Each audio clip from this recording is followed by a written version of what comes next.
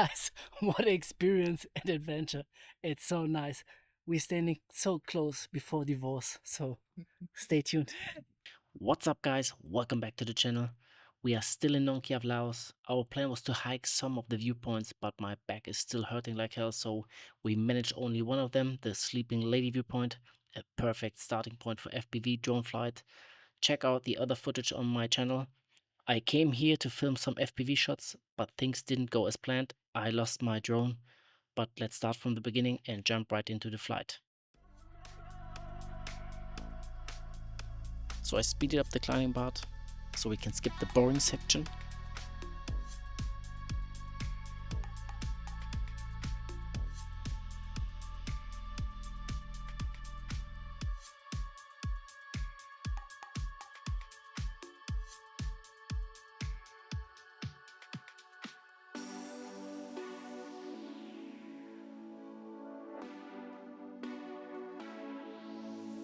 Quick overview of Nong Khiaw.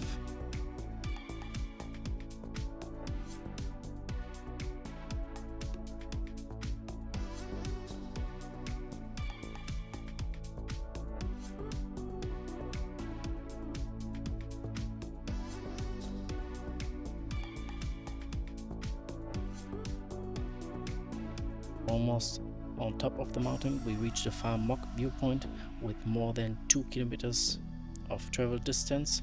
The voltage still looks good before we start the dive to the second viewpoint.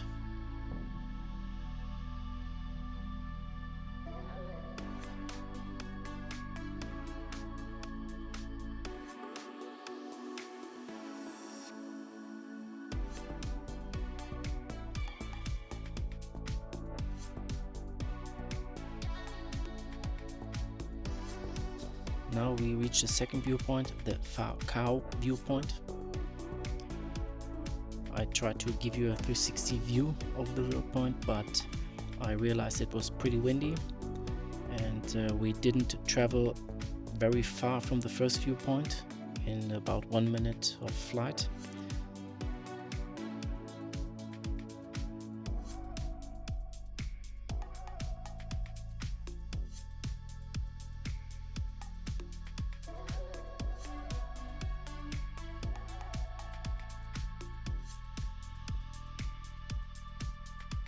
Diving the last part of the mountain, I realized I didn't have speed on the OSD.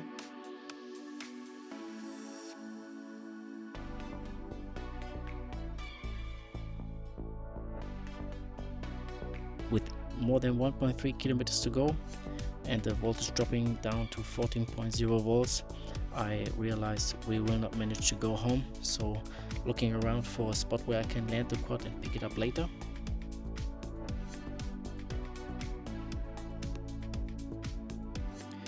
My plan was to land on the meadow near the city.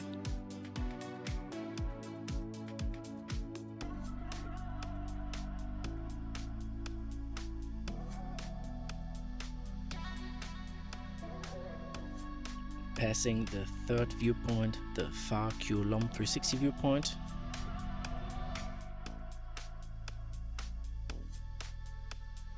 Seconds later, I lost video transmission.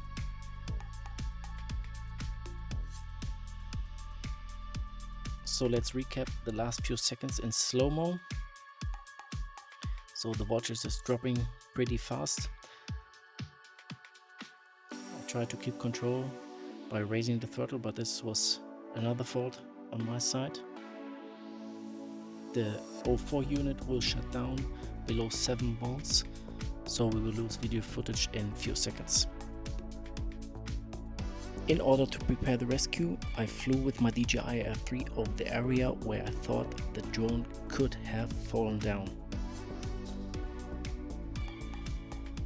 Luckily, I found the area and I recognized the 2 dead trees from the OSD screenshot and also the banana trees. So I estimated the flight path from this point. Additionally, I put the GPS coordinates into Google Maps and tried to estimate the maximum flight distance of the drone. My plan was to access the area from the meadow. For this we had to take the main road and access the area from the eco farm stay and hostel. After we arrived, we saw that the bridge doesn't exist anymore, so a local woman offered us to take her canoe to cross the Nam U. As I reached the area, I was totally lost in the jungle. The area is densely overgrown and without any tools, you can't access this area. We planned to go back to the hotel and ask someone if and how we could access the area.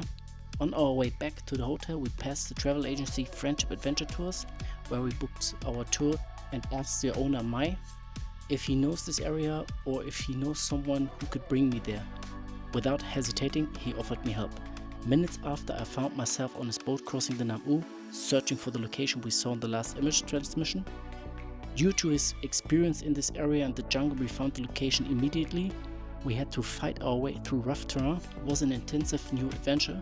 We spent 3 days searching the area without luck. Sometimes you win, sometimes you learn. Losing the drone was 100% my fault. I was focused on flying to the top of the mountains and fly to the viewpoints and ignored every safety rule. Rule number 1. Test return to home. Check the settings in Betaflight and also test before you do a long-range flight. Rule number 2. Know your terrain and also your starting point from above. So fly above your starting point and check the location and search for a good reference from different angles to find your way back home. Rule number 3. Know the maximum flight time. Use the timer as a reference on your OSD, or better, set a beeper on your controller. So yeah, this was our time in Nong Khiaw. Not what we expected, but I'm glad to find a new friend in Laos. I learned so much from Mai about the local life, the jungle and about him. I'm truly thankful for this experience. If you want more FPV travel content, don't forget to like and subscribe.